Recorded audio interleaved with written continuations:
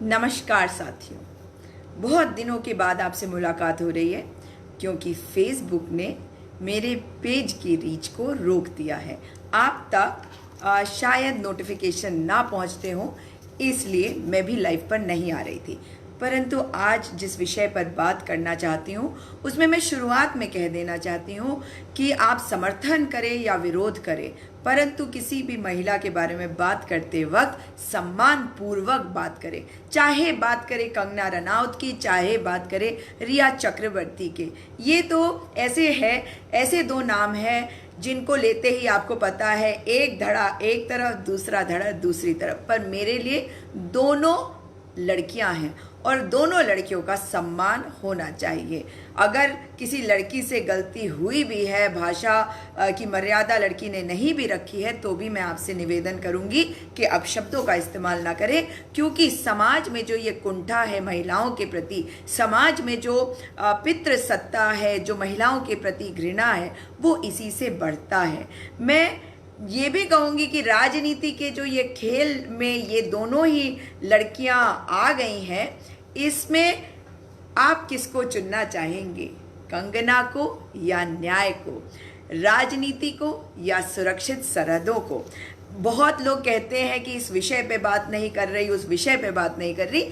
क्यों नहीं कर रही ये भी बताती हूँ। क्योंकि मैं लड़कियों का सम्मान करती हूँ। मैं नहीं चाहती अगर मैं एक तरफ किसी की तरफ से बात करूँ और उस महिला से मैं इत्तेफाक ना रखूँ और लोग अपशब्द उस लड़की को कहें या जिसका मैं विरोध करूं उस लड़की का विरोध लोग करें। दोनों ही तरफ से मैं नहीं चाहती कि ऐसा हो। परंतु बात करती हूं, चाइना जो है हमारी सरहदों पे चला आ रहा है, घुसे चला आ रहा है, अतिक्रमण कर रहा है, घुसपैठ कर रहा है, उसके बारे में हम बात नहीं कर रहे हैं। ये जो मीडिया चैनल्स हैं, इन्होंने देखिए मीडिया ट्रायल नहीं किया, मीडिया एग्जीक्यूशन किया। रिया चक्रवर्ती को तीन एजेंसीज ने जब कार्यवाही करी उसके विरुद्ध, तो क्या हुआ?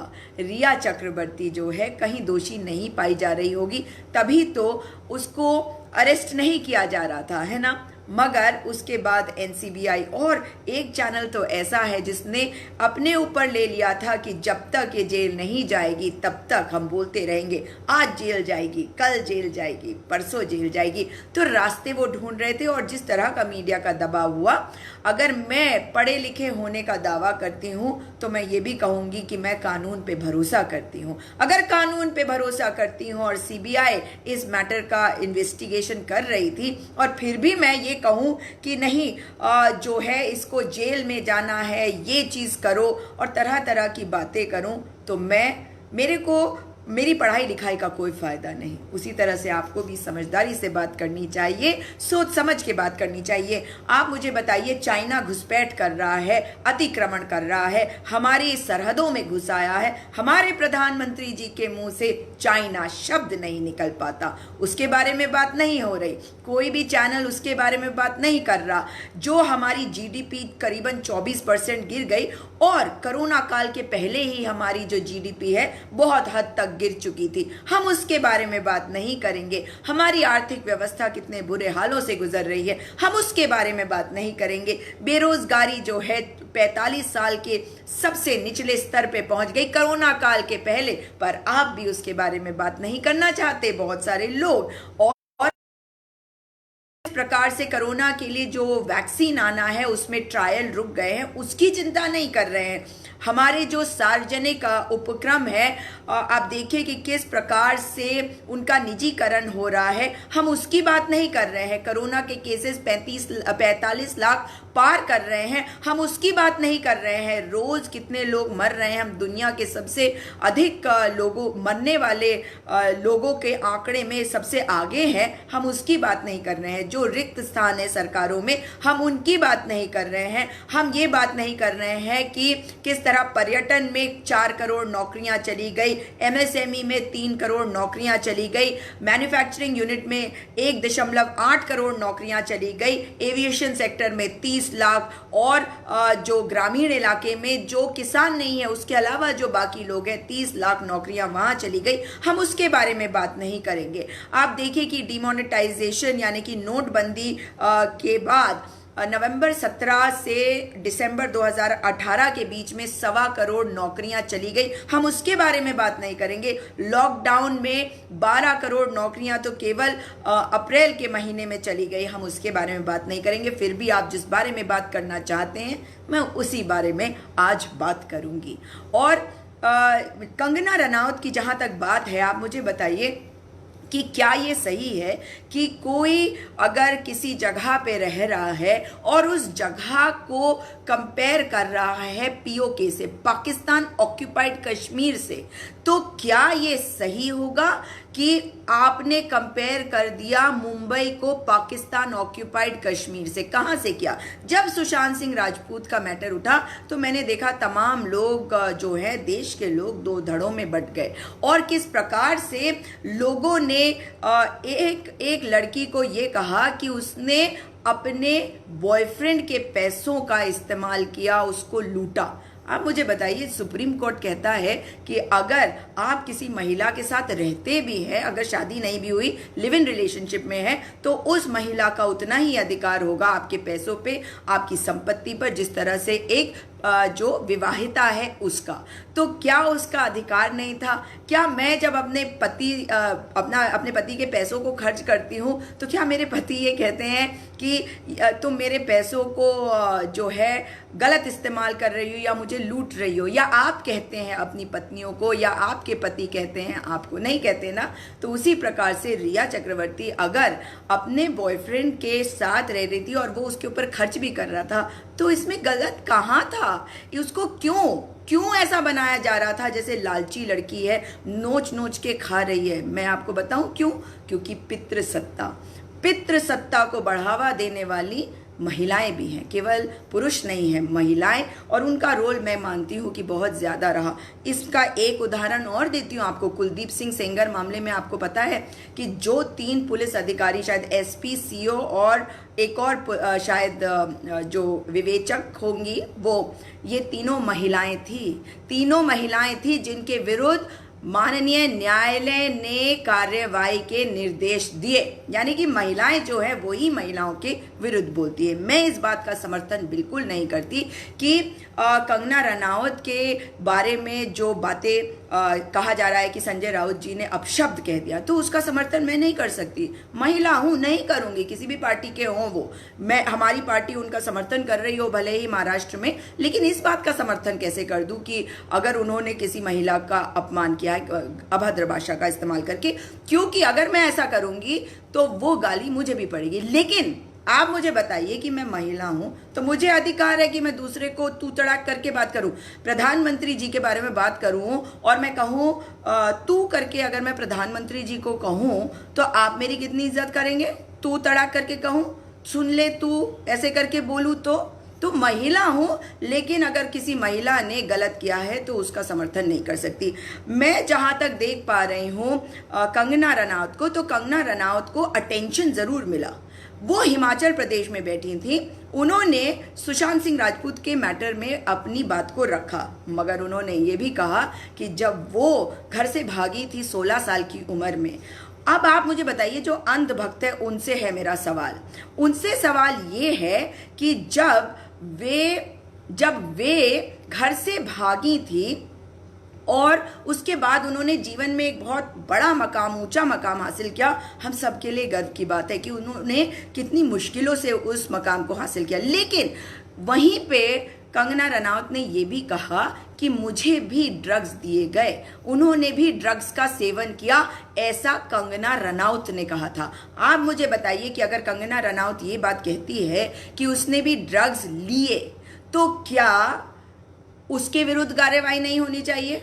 होनी चाहिए ना कार्रवाई। जो गलत है वो गलत है। आप में से बहुत सारे लोग जो है, अंधभक्तों से खास पूछना चाहूंगी, अंधभक्त नाम पड़ गया आप लोगों का, मगर ठीक है, जो मोदी जी के भक्त है उनसे जानना चाहती हूं कि जो गौ मांस खाता है आप उसके बारे में क्या कहते हैं? जो बीफ खाता है ना, क्या कहते हैं?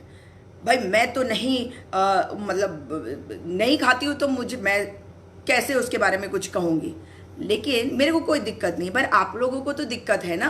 अब आप मुझे बताइए, कंगना रनौत ने इस बात को ऑन रिकॉर्ड कह रखा है कि जब मेरी माँ ने कहा कि गौमांस नहीं खाना तो मैंने कहा जरूर इसमें कुछ होगा और मैं गौमांस खाती हूँ और मुझे अच्छा लगता है। ये स्टेटमेंट कंगना रनौत का है। उससे आपको दिक्कत नहीं हो रही?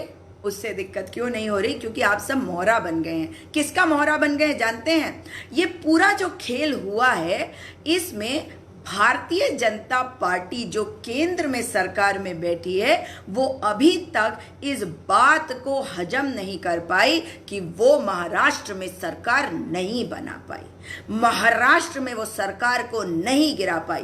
पहले तो रात के समय में आपको याद है ना किस प्रकार से महामहिम ने जो है शपथ ग्रहण करवा दिया था जब अजीत पवार चले गए थे एनसीपी से भारतीय जनता पार्टी में। अब मुझे नहीं पता कि ये पूरा गेम था शरद पवार जी का या जो भी था, मगर मात जरूर दे दी थी भारतीय जनता पार्टी को, जिन्होंने सोचा कि अजीत पवार जो है बहुत सारे विधायकों को लेकर आ रहे हैं। ये हार जो उनकी हुई है ये बर्दाश्त इनसे नहीं हुआ है। देवेंद्र फडणवीस जो है उन्होंने ये सपने साधे हुए थे कि किसी भी प्रकार से या तो हम सरकार बनाएंगे और सरकार नहीं भी बनी हमारी तो हम सरकार को गिरा देंगे। कोरोना काल में जिस प्रकार का कार्य उन्होंने किया, बच्चों को लेकर प्रोटेस्ट करवाया, वो क्या सही था? उसके बारे में जवाब दीजिए ना। और ये जो अहंकार है ना भारतीय जनता पार्टी का, खास करके अमित शाह जी का, मोदी जी का, ये अहंकार ही रास्ते में आ रहा है क्योंकि ये बर्दाश्त नहीं कर पा रहे कि ये सरकार नहीं बना पाए महाराष्ट्र में। इसी वजह से हर हथकंडा अपना रहे हैं। जानते हैं धारावी जो एशिया का सबसे बड़ी मलिन बस्ती है, स्लम है, वहां पे जब कोरोना फैला तो उसको संभालने का काम उद्धव ठाकरे की सरकार ने किया। उद्धव ठाकरे की सरकार ने सबसे ज्यादा टेस्टिंग देश में किया, सबसे ज्यादा केस निकले, मगर कंट्रोल करने के लिए भी पूरी कोशिशें करी गई। वहां पे भी कमियां अवश्य आई, ऐसा नहीं है कि नहीं आई, लेकिन वो अपना काम करते रहे। आप मुझे ये बताइए कि केंद्र की सरकार को क्या ये दिक्कत नहीं है कि इनको ये हरा नहीं पाए? कोरोना काल में भी कितनी खबरें आती रहीं कि ये सरकार को गिराने की कोशिश कर रहे हैं, पर ये सरकार को गिरा नहीं पाए महाराष्ट्र की। इसलिए इनका जो अहंकार है, इनको जो ये ठेस पहुंची, इनको जो इनकी ईगो को मतलब एक ठेस पहुंची है, वो ये बर्दाश्त नहीं कर पा रहे हैं। इसी वजह से कंगना रनौत को तो केवल इस्तेमाल करा जा रहा है। आप मुझे ये बताइए, कंगना रनौत वहां बैठकर हिमाचल में कहती है कि मुंबई तो बिल्कुल पाकिस्तान ऑक्यूपाइड कश्मीर की तरह हो गया। अगर दूसरी तरफ से कोई अपशब्द कह रहा है तो पहली बात तो मुख्यमंत्री ने एक बार नहीं कहा, एक बार उद्धव ठाकरे ने नहीं कहा कोई भी अपशब्द कंगना रनौत को, कोई रिटेलिएशन भी नहीं किया। लेकिन आप देखिए कि किस प्रकार से पाकिस्तान ऑक्यूपाइड कश्मीर से मुंबई को कंपेयर कर दिया गया। आप मुझे बताइए कि क्या ये सही है? पाकिस्तान ऑक्यूपाइड कश्मीर वो स्थान है जहां पे हम मानते हैं कि हमारा है, मगर ये पाकिस्तान के कब्जे में है। वहां पे टेरर कैंप्स हैं, आतंकवाद है, वहां पे आतंकवादियों की ट्रेनिंग होती है। उससे कंपेयर कर रहे हैं आप राज्य के देश के फाइनेंशियल कैपिटल को, और वहां के नेता कुछ भी नहीं कहेंगे, वो रिएक्ट भी नहीं करेंगे। ऐसा कैसे हो सकता? राजनीति के खेल में जब आप कूदी पड़ी हैं, आपको टिकट ही चाहिए, तो चलिए, आपको हो सकता है टिकट मिल भी जाए भारतीय जनता पार्टी का। और आपको बहुत बहुत बधाई देती हूँ, शुभकामनाएं देती हूँ कि जाके आप बिहार में चुनाव का प्रचार अवश्य करिएगा कंगना रनौत। और ये जो खेल यहाँ पे हुआ, आपने एक और बात करी। आप मुझे बताइए, ये कह रही हैं बाबर की सेना, सोनिया सेना बोलने की क्या जरूरत है? मतलब आप उकसा रही हैं, आपको शर्म भी नहीं आती? कितनी बेशरम हो सकती हो कि आप उकसा रही हो लोगों को और फिर आप बेचारी बन जा रही हो कि मैं देश की बेटी हूं। हिमाचल प्रदेश के मुख्यमंत्री बैठकर कहते हैं देश की बेटी है, तो देश की बेटी रिया चक्रवर्ती भी है और उसके ऊपर कोई आरोप सिद्ध नहीं हुए। जो कुलदीप सिंह सेंगर वाले मामले में बच्ची थी, वो भी इस देश की बेटी है। हर बेटी इस देश की बेटी है, किसी का अपमान नहीं होना चाहिए। अब किस प्रकार से हिमाचल प्रदेश की सरकार ने केंद्र सरकार को कहा कि इनको कंगना रनौत को सिक्योरिटी दी जाए, और वाइस सिक्योरिटी दी गई। क्यों दी गई? वाइस सिक्योरिटी देकर आपने भारत के फेडरल सिस्टम को का अपमान किया, क्योंकि महाराष्ट्र की पुलिस तो दुनिया की सबसे बेहतरीन पुलिस में मानी जाती है। आप दे देते हैं पुलिस और आप करते क्या हैं, आप वहां की सरकार को नीचा दिखाने की कोशिश करती हैं। और ये मोहतरमा क्या करती हैं, अपने आप को रानी लक्ष्मीबाई कहती हैं। कृपा करके रानी लक्ष्मीबाई मत कहिए अपने आप को, आप कंगना रनावत है, वो आपकी पहचान है। और उसका मान सम्मान इसलिए होता है क्योंकि आपने ये मकाम बड़ी मुश्किलों से हासिल किया है, मेहनत से हासिल किया। परंतु कृपा करके अपने आप को रानी मत बताइए झांसी की, क्योंकि झांसी की रानी घोड़ा जो है ना, मैंने पोस्ट किया, देखिएगा ट्विटर पे भी जाकर देखिएगा, मैंने पोस्ट किया है। लकड़ी के घोड़े पे वो शूटिंग नहीं करा रही थी, वो असली में अपने बच्चे को लेकर पीठ पे बांधकर ब्रिटिश सेना से जूझ रही थी। तो अपने आप को कंपेयर करने के पहले सोच लिया करिए। आप तो पब्लिसिटी चाह रही हैं और ये साफ है, और इस पब्लिसिटी, मुझे इससे कोई दिक्कत नहीं है। अगर आपको पब्लिसिटी चाहिए, आपको पब्लिसिटी मिलनी भी चाहिए, क्योंकि जब आप एक अदाकारा हैं तो बिना पब्लिसिटी के तो आपका काम वैसे भी नहीं चलेगा, है ना। तो any publicity is good publicity, positive हो या नेगेटिव हो, आपको पब्लिसिटी चाहिए। पर कृपा करके अपने आप को झांसी की रानी बताने का जो आपने कोशिश करी है, ये दोबारा मत करिएगा। आप मुझे बताइए, ये बाबर सेना बता रही हैं और अपने दफ्तर को जो इलीगल कंस्ट्रक्शन है उसको राम का मंदिर बता रही हैं। क्या बेशर्मी है? कुछ तो शर्म कर लो। मतलब आप जानती हैं कि आपका इलीगल कंस्ट्रक्शन। अब आप लोगों को बता दूं कि ये कैसे जानती हैं। 2018 में बीएमसी ने इन्हें नोटिस दिया था कि आपका कंस्ट्रक्शन इलीगल है। जी हाँ, बीएमसी ने 2018 में नोटिस दिया था और कंगना रनावत कोर्ट चली गई थी जिसमें इनको स्टे मिल गया था। ठीक है, तो यानी कि और बीएमसी ने कहा था कि जब तक ये स्टे है तब तक हम कुछ नहीं करेंगे, जब स्टे हट जाएगा तब हम ये जो इलीगल कंस्ट्रक्शन है इसको तोड़ेंगे।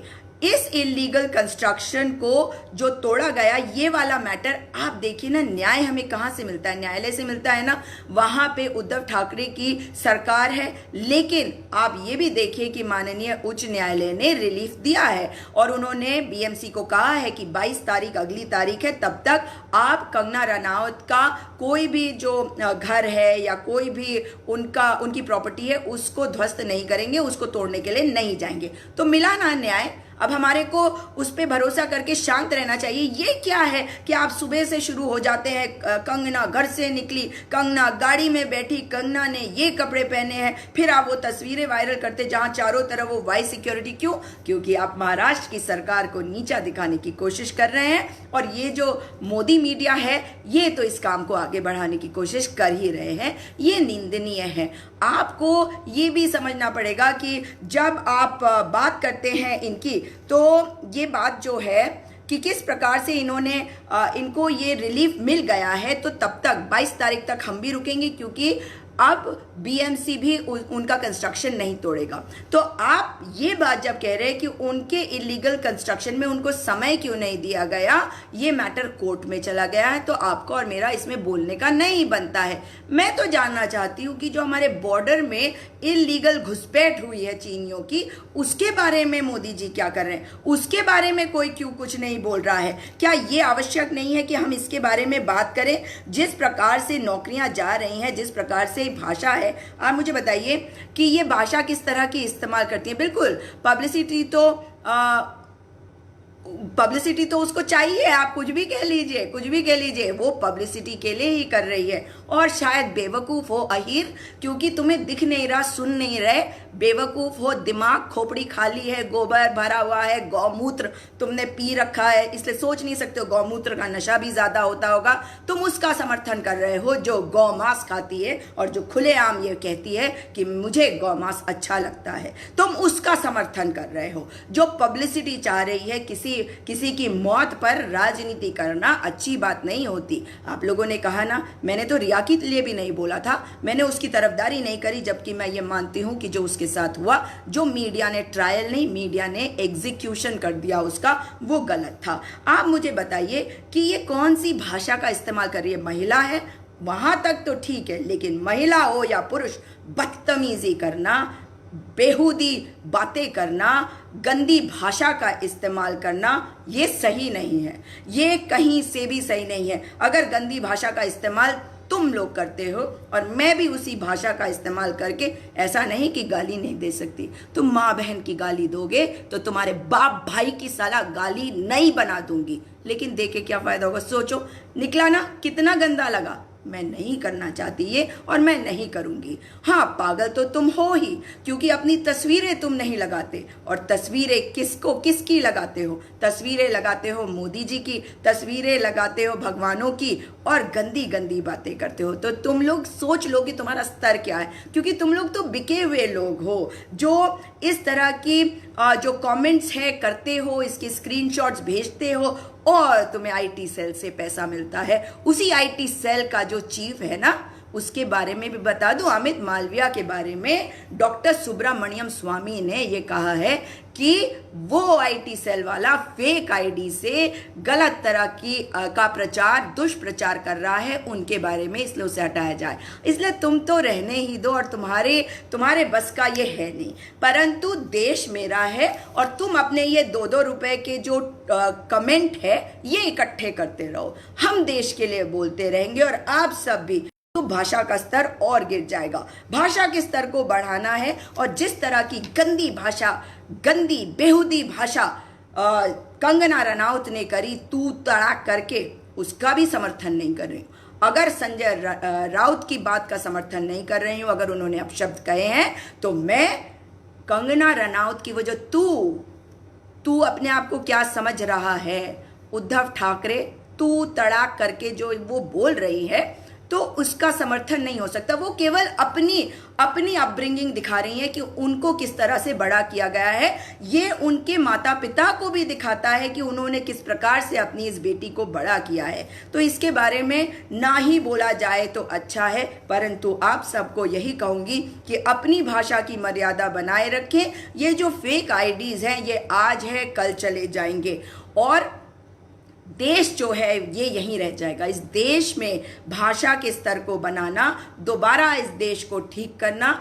ये आपके और मेरे हाथ में है। इसलिए जब कोई इस तरह की बातें करे जिस तरह से कंगना रनौत ने की है, अब शब्दों का इस्तेमाल कृपा करके उसके लिए ना करें। महिला को गाली बिल्कुल ना दे, मगर जिस चीज जो गलत है उसे गलत कहे और उसकी निंदा करे। मैं पूरी तरह से निंदा करती हूं कंगना रनौत के उस एटीट्यूड का, जहां उन्होंने सस्ती पॉपुलैरिटी ढूंढने की कोशिश करी, चाहा कि लोगों का अटेंशन उनकी तरफ आ जाए। इसको अंग्रेजी में चीप पॉपुलैरिटी कहते हैं। तो इस तरह की चीप पॉपुलैरिटी की उन्हें ज़रूरत नहीं है, उन्होंने बहुत बड़ा मकाम हासिल किया है। लेकिन अब देखिए, अब कैसे खिसियानी बिल्ली खंबा नोचे। क्यों कह रही हूँ, फिर कह रही हूँ, अपमान मत करना और अपशब्द मत कहना कंगना रनौत के लिए एक भी, जो भी मेरा समर्थन करते हैं, क्योंकि मैं भी नहीं कहूँगी। मगर खिसियानी बिल्ली खंबा नोचे, वो सबको उकसाने में लगी हुई हैं, जिस तरह से उन्होंने पहले महाराष्ट्र की सरकार को उकसाया। मगर मैं सलाम करती हूँ, सैल्यूट करती हूँ उद्धव ठाकरे जी को, जिन्होंने बिल्कुल भी एक शब्द भी नहीं बोला। मैं उन सभी जितने भी नेता हैं शिवसेना के, एनसीपी की, कांग्रेस के, महाराष्ट्र में या कहीं भी, उन्होंने कुछ भी नहीं बोला। हाँ, संजय राउत जी ने जो बात कही, ये अब उनके और ये कंगना रनौत के बीच में, मैं तो इसका नाम भी भूल जाती हूँ। खैर, लेकिन अगर इन्होंने अपशब्द बोले तो यही है, आप लोग कहते हैं ना गांधी जी आज होते तो चलते नहीं, एक थप्पड़ मारो तो दूसरी तरफ से भी थप्पड़ मारो, हम मारते चले जाओ थप्पड़। स्तर गिराओ भाषा का, मोदी जी के टाइम से के पहले से गिर रहा है। ऐसा नहीं कि मोदी जी ने स्तर गिराया हो भाषा का, लेकिन स्तर गिराया भाषा का, फिर और गिराया दूसरे ने, फिर और गिराया, और इसी तरह से गिरते गिरते कीचड़ में पहुंच गए और कमल खिल गया। लेकिन अब हमारे को इस कीचड़ से बाहर निकलना है, इस कमल से बाहर निकलना है, क्योंकि कमल नहीं, कीचड़ नहीं, देश में सफाई चाहिए। हमारे मन की सच्चाई, हमारे दिल की सफाई, हमारे लोगों के आपस के भाईचारे को बनाना है और इस गंदगी को हटाना है। और आप सभी से निवेदन कर रही हूँ कि आप लोग भी भाषा को बनाए रखिएगा, विरोध करिए। आप अपना विरोध दर्ज कराइए, मेरे प्रति विरोध कराइए, अब मुझे कोई फर्क नहीं पड़ता, वैसे आप कुछ भी कहिए, मेरे को क्या फर्क पड़ रहा है। लेकिन किसी भी और महिला के बारे में कम से कम जब आप अपशब्द कहें तो सोचिएगा 10 बार, क्योंकि आपकी भी माँ है, बहनें हैं, बेटी है, आपके भी परिवार हैं। किसी के बारे में भी अपशब्द नहीं कहिए। और मैं तो ये कहूँगी कि पुरुष हो या महिला, किसी के बारे में भी अपशब्द कहने की आवश्यकता क्या है। हम अपने आप को गिराते हैं जब हम दूसरे को अपशब्द कहने शुरू करते हैं। विरोध करना और अपशब्द कहने में अंतर है। आप कंगना रनौत बनने की कोशिश न करिएगा। आप सच्चे भारतीय हैं, सचमुच में देश को प्यार करते हैं तो देश प्रेमी बनिएगा। राष्ट्रवाद ने देश को 2 टुकड़ों में विभाजित कर दिया। भारतीय जनता पार्टी ने ये किया। भारतीय जनता पार्टी ने धर्म के आधार पर लोगों को 2 टुकड़ों में विभाजित कर दिया। भारतीय जनता पार्टी ने रिया चक्रवर्ती के नाम पर इस देश को 2 टुकड़ों में विभाजित कर दिया। किस प्रकार से भारतीय जनता पार्टी ने एक पक्ष का समर्थन किया। माननीय न्यायालय का भी सम्मान नहीं करेंगे हम अगर हम ऐसा करेंगे। और अब कंगना रनौत के मामले में किस प्रकार से 2 हिस्सों में विभाजित हो गया है देश। खैर, मैं ये उम्मीद करूंगी कि कंगना रनौत जाए बिहार, क्योंकि मैं जानती हूँ, मैं पहले से कह रही हूँ कि बिहार के चुनाव की वजह से सुशांत सिंह राजपूत का मैटर इस प्रकार से उठाया गया है। आपने देखा है लोग अपनी बहुओं के बारे में कई बार किस तरह की बातें करते हैं। क्या वही नहीं हुआ इस लिव इन बहू के साथ कि जिस तरह से एक परिवार ने उसे टारगेट किया कि इसने उसके पैसे ये किए, इसने वो किया, ये किया। मगर मैं फिर भी कहूँगी कि मैं बहुत सम्मान करती हूँ उस लड़की का जिसने 3 एजेंसीज और इस घटिया रिपब्लिक भारत जैसे चैनल को और भी जितने चैनल्स हैं, एबीपी, आज तक, जिस प्रकार से इन्होंने इस पर धावा बोला, जिस प्रकार से लोग उसे नोच रहे थे जब वो जाती थी अपनी इंटेरोगेशन के लिए, तब नहीं दिखा अमित शाह जी आपको कि उसको भी सिक्योरिटी चाहिए। कहाँ गई थी आपकी गैरत? क्या नहीं दिखा? वो देश की बेटी नहीं दिख रही? बेटी होती आपकी तो शायद समझ में आता। प्रधानमंत्री जी, आपके बच्चे होते तो शायद समझ में आता कि बेटी किसी की भी हो, सांझा चूल्हा होती है। साथियों, दोबारा आपसे मुलाकात होगी। इस वीडियो को अधिक से अधिक शेयर करिएगा, क्योंकि फेसबुक ने मेरे पेज की रीच रोक रखी है। कभी भी पेज को अनपब्लिश भी कर सकती है। एक दूसरा पेज भी है, उसको भी लाइक अवश्य करिएगा, फॉलो अवश्य करिएगा। यही नाम है सुजाता पॉल इंडिया फर्स्ट, और उसका मैं लिंक डालती रहती हूँ इस पेज पर, उसको लाइक करिएगा। ट्विटर पर सुजाता पॉल इंडिया फर्स्ट, उस पे भी आइएगा, सुजाता इंडिया फर्स्ट, वो भी मैं लिख के छोड़ दूंगी। दोबारा मुलाकात होगी। खुश रहिए, गलत को गलत बोलिए, सही को सही बोलिए। अब शब्दों का इस्तेमाल नहीं करिए, महिलाओं का सम्मान करिए। जय हिंद।